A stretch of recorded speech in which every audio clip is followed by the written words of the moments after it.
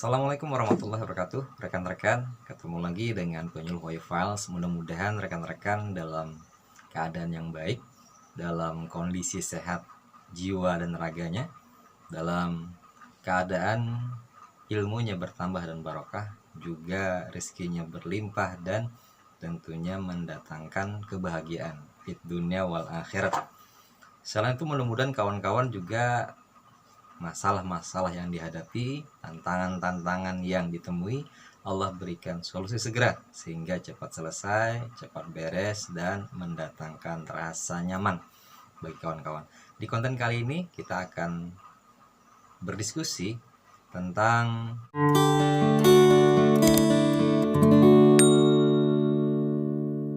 solusi ketika ada petani yang karena dia tidak bergabung di kelompok tani, kemudian dia tidak mendapatkan pupuk bersubsidi.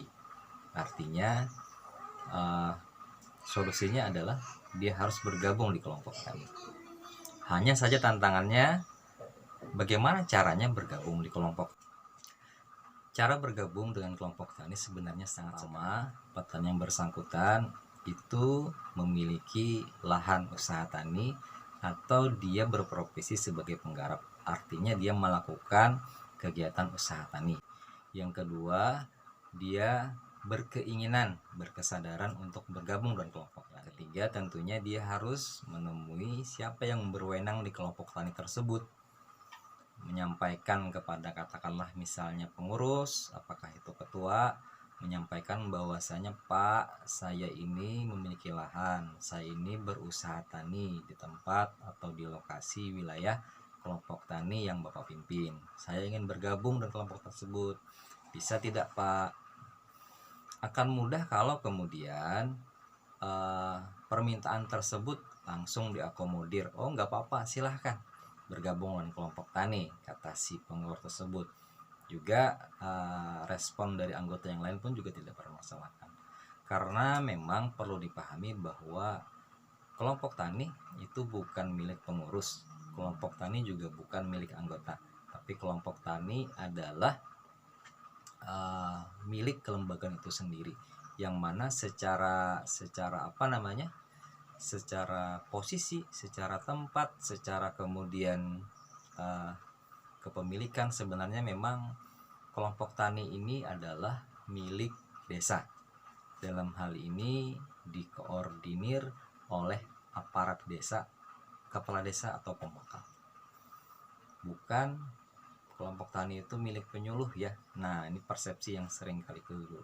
Seolah-olah kelompok tani itu adalah milik penyuluh, adalah tanggung jawab penyuluh. Kemudian pemerintahan desa itu juga memiliki kewajiban untuk bagaimana apa yang dimilikinya berupa kelompok tani ini bisa tumbuh, bisa kemudian berkembang sampai dengan tahap mandiri dan maju.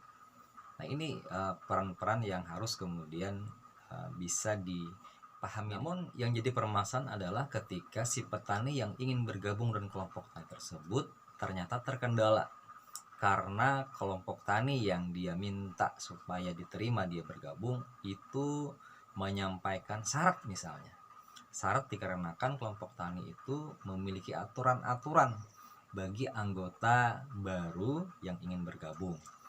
Nah, misalnya adalah syaratnya selain dia memiliki lahan, berusaha tani, berdomisili di tempat tersebut, kemudian mereka juga menambahkan syarat misalnya harus menyetorkan dana sebagaimana anggota-anggota yang lain menyetorkan dana. Ada dana awal, dana pokok maksudnya ya, atau simpanan pokok, simpanan wajib dan sebagainya, termasuk dana yang mereka keluarkan sampai dengan berkembangnya kelompok saat ini. Wah, ini nih yang jadi kendala. Kadang bisa jadi kalau kelompok itu sudah maju, angka dana yang mereka keluarkan itu misalnya satu orang itu kalau dihitung-hitung itu sudah mengeluarkan dana itu sampai dengan 2 juta rupiah. Coba bayangkan kalau misalnya ada anggota baru ingin bergabung, ini bukan anggota baru ya, maksudnya ada petani yang ingin bergabung sementara mereka disodorkan pada syarat harus menyetorkan dana 2 juta kepada kelompok. sedangkan dana 2 juta itu dana yang tidak murah dan dia tidak memiliki dana itu, maka apa yang akan terjadi? Bisa jadi si kelompok ini akan merasa berat dengan nominal itu.